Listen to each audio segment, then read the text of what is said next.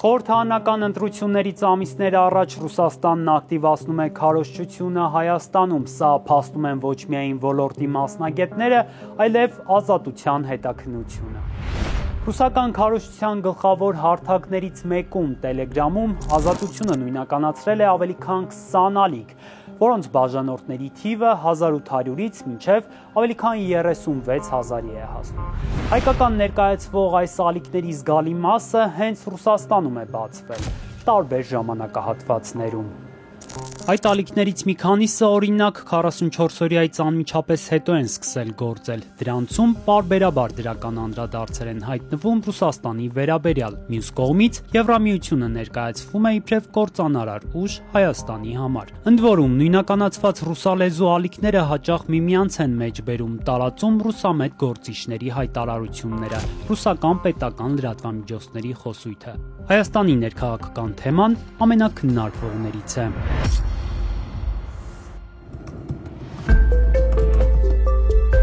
Քաղաքացիական պայմանագիրը պետք է հասկանա, որ ընտրությունների ժամանակ ձայների գողությունը կամ իշխանությունների ցանկացած փորձ, այնինչ արվել է Մոլդովայում, կհանգեցնի հեղափոխության։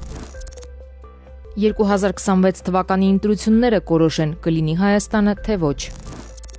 Հայաստանում խորհրդարանական ընտրությունները մոտենում են եւ ամեն օր դրանց շուրջ լարվածությունն աճում է։ Այսօր հենց Հայաստանը վերածվում է Ռուսաստանի եւ Արևմուտքի միջև գլխավոր աշխարհքաղաքական հակամարտության կենտրոնի։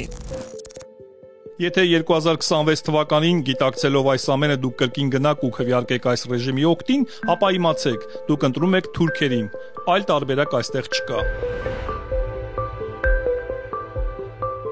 Պետք է քաղել որոշակի դասեր հատկապես ընդդիմությանը այն ինչ կատարվեց Մոլդովայում, ուրեմն պետք է սովորել հնարավոր բեսպրեդելին, ինչպեսին տեղ ունեցավ Մոլդովայում։ Այդ ալիքներում անգամ արհեստական բանականության ստեղծած տեսանյութեր են հայտնվում։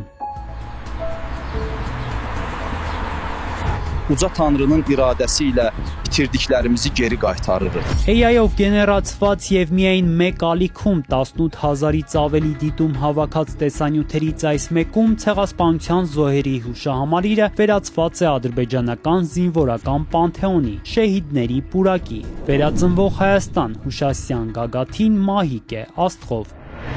Հեղինակները տեսանյութի նկարագրության մեջ նշում են, որ այն արհեստական բանականությունն է ստեղծել, միաժամանակ ընդգծում, թե դա ուրվագծում է, Ինչ կպատահի երկրին, մեզ բոլորիս, եթե շարունակվի Ռուսաստանի հետ հարաբերությունները խզելու եւ միաժամանակ Հայաստանը վիլայետ դարձնելու այս հիմար եւ վտանգավոր քաղաքականությունը։ Այն պահից սկսած, երբ վերականգնվեց արդարությունը, շատ բան փոխվեց։ Ահա մենք զբոսնում ենք մեր պատվելի շահիդների պուրակով։ Մենք վերջապես վերադարձանք մեր պատմական հողեր, հարազատ Զանգեզուր, եւ այսուհետ մենք միշտ այստեղ կլինենք, փառք Ադրբեջանին։ Ռուսական քարոզչություն տարածող այս ալիքները նաև ակտիվորեն լուսաբանում են Եվրազիա եւ ռուսական հումանիտար առաքելություն կազմակերպությունների համատեղ բարեգործական ակցիաները Հայաստանում։ Իդեպ Հայաստանից Եվրազիայի խորհրդի անդամ է Ազատագրում շարժման առաջնորդ ընդդիմադիր բլոգեր Միկա Բադալյանը, որն ակտիվորեն զբաղվում է ռուսական քարոզչության տարածմամբ։ Без России мы никто. Мы обязаны поддержать дружественный нам народ. Пускай раздают своим всем полицейским, судьям и пускай раздают тем карабинерам, которые не пускали сегодня митинг. Դեռ շաբաթներ առաջ BBC-ի հետաքննությունը բացահայտեց, որ Եվրազիան, որը ներկայանում է որպես բարեգործական կազմակերպություն, ներգրաված է եղել Ռուսաստանի կողմից ֆինանսավորվող կեղծ լրատվական ցանցում, որը նախատեսված էր Եվրոպայում ընտրություններին միջամտելու համար։ Ցանցի կազմակերպիչներից մեկը Ալինա Ջուկը կազմակերպության կայքում ներկայացվում է որպես Եվրազիայի առաջնորդներից։ Instagram posts also show regular trips to Russia. And then we discover that Alina appears on the website of Evrazia. Մոլդովայի խորհրդարանական ընտրություններից առաջ ցանցը Telegram-ի եւ առցանց սեմինարների միջոցով գումարի դիմաց հավաքագրում էր Մոլդովայի քաղաքացիներին, հրահանգելով նրանց Facebook-ում, TikTok-ում հրապարակել ռուսամետ քարոզչություն եւ կեղծ լուրեր, որոնք ուղղված կլինեն երկրի Եվրոպամետ իշխող կուսակցության դեմ։ Եվրազիան Միացյալ Թագավորության, Միացյալ Նահանգների ու Եվրամիության պատժամիջոցների տակ է։ Մոլդովայում քաղաքացիներին կաշառելու հակարևմտյան քարոզչության մեղադրանքով։ Армянское общество опять узнает все последним. Для Пашиняна это предвыборный ход, для Алиева Зангезурский коридор, для Трампа громкий пиар. Армения снова в роли немого участника.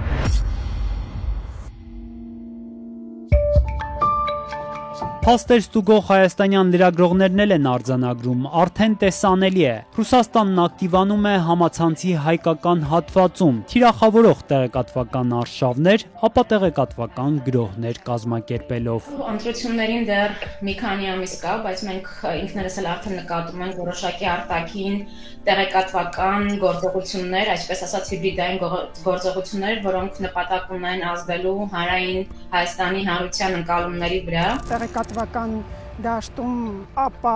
տեղեկատվության, կեղծ ինֆորմացիայի,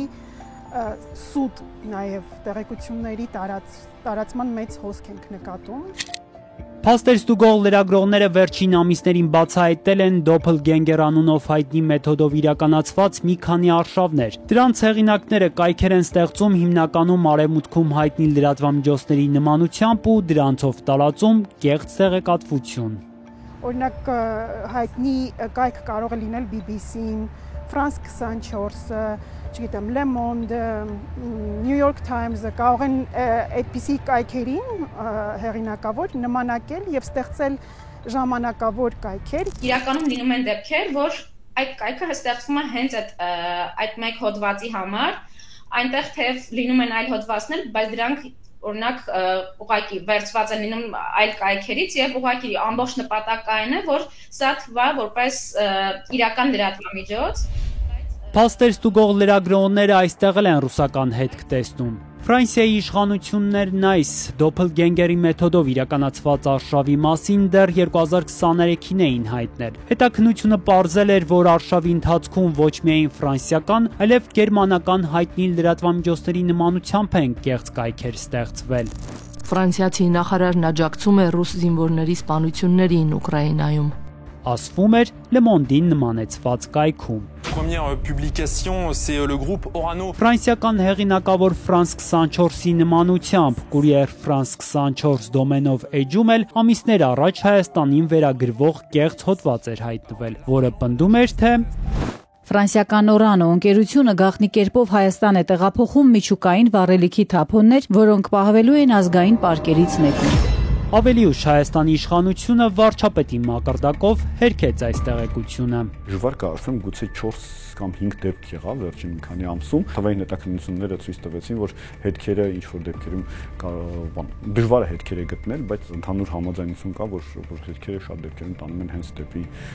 ռուսական ուղղություն։ Մենք նկատում ենք, որ դրանք տարածվում են ռուսալեզու տելեգրամյան ալիքների միջոցով։ Եվ բացի այդ, ամեն դեպքում Ռուսաստանը ունի որոշակի ազդեցություն հայկական մեդիայի որոշ հատվածի վրա։ Դրանք հայտնվում են կամ այդ լրատվամիջոցներում, կամ էլ շատ դեպքերում այլ լրատվամիջոցներ, օրինակ, չկարողանան ստոգել արդյոք տվյալ տեղեկությունը, տվյալ լուրը ճիշտ է, տարածում են։ Եթե նայենք 2024 եւ 2025 թվականներին տեղի ունեցածին, կտեսնենք, որ հիմա նրանք արշավը սկսում են ավելի վաղ, օգտագործում են ավելի շատ օգտահաշիվներ։ Կարծում եմ, որ այս բացահայտումը կարևոր է, որ մարդիկ գոնե տեղյակ լինեն, որ ուրիշները գալիս են եւ փորձում են մանիպուլյացիաներ անել տեղեկատվական տարածքում։ Թվային ապատեղեկատվության փորձագետ Միացյալ Թագավորության Քարդիֆի համալսարանի պրոֆեսոր Մարտին Ինեսը, որը նաև հետևում է հետխորհրդային երկրներում, Հայաստանում, Վրաստանում, Մոլդովայում ռուսական ապատեղեկատվության տարածմանը, ասում է. բոլոր դեպքերում գործարկվում են գրեթե նույնանման մեխանիզմներ։ Broadly speaking, the tactics and the playbook. Ընդհանուր առմամբ մարտավարությունն ու սցենարները բավական նման են տարբեր երկրներում, բայց դրանք համապատասխանեցվում են տեղական իրողություններին։ to the local situation. Բրիտանացի փորձագետի խոսքով մինչ նման արշավների իրականացումը կազմակերպիչները մանրամասն ուսումնասիրում են հասարակական կարծիքի հարցումները, սոցիալական ցանցերում ազդեցիկ անձանց, քաղաքական բանավեճերն ու լրատվական լուսաբանումները։ Ըստ Մարտին Ինեսի, սա անհրաժեշտ է հնարավորինս թիրախավորված ու արդյունավետ քարոզչության համար։ Նրանք փորձում են բացահայտել խնդիրներ, թեմաներ, որոնք կարող են շահագործվել Հայաստանում, Մոլդովայում կամ Վրաստանում, այնպիսի, որոնց շուրջ նրանք կարծում են, որ կարող են ստեղծել բաժանման եւ բևեռացման զգացողություն։ Երբ նրանք բացահայտում են, թե որոնք են այդ հարցերը, սկսում են մշակել նարատիվները, տեսանյութերն ու հաղորդագրությունների արշավները։ Ոլորտի փորձագետների մի մասը չի բացառում, որքան մոտենան խորհրդարանական ընտրությունները, ապա տեղեկատվության արշավներն էլ ավելի են ընդարձակվելու ու ագրեսիվանալու։ Չի բացառվում նաև այստեղ Հայաստանում այդպիսի տեղեկատվական գրողներ հիմա իրականացվող այդ կեղծ տեղեկությունների, կեղծ հոդվածների հրապարակումները, տարածումը կարծում ենք, որ հենց այդ նպատակն ունի։ Մոլդովայի ընտրություններից առաջ, գիտեք, մի շարք հետաքննություններ են իրականացվել եւ բացահայտումներ են արել, թե ինչպես են օրինակ ռուսական տարբեր ուժեր հենց Մոլդովայի ներսում մարդկանց գումարով որոշակի քարոզչական գործողությունների մեջ ներառել, սկսած սոցիալական ցանցերում, վերջացրած տարբեր բողոքի ցույցերով եւ այլն։ Ասում ենք, որ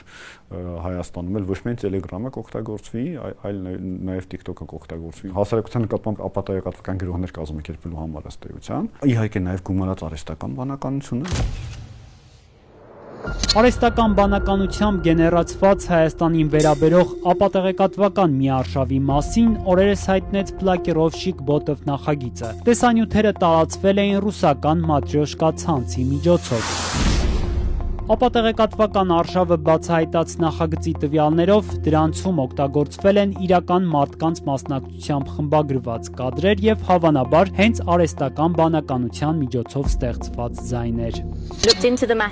Ես ուսումնասիրեցի հարցն ու հասկացա, նրանք փորձում էին մեզ ուղարկել Հայաստան ոստիկանությանը մարզելու։ 2026 թվականի ընտրություններից հետո փողոցներ դուրս եկող խաղաղ ցուցարարների դեմ բռնություն կիրառելու համար։ Եվ հայերն էլ, ինչպես մենք, հրեաները սպասում են ողբերգության։ Նիկոլ Փաշինյանը 2026 թվականին կամրապնդի իր իշխանությունը եւ գործընթացը կդառնա անշրջելի։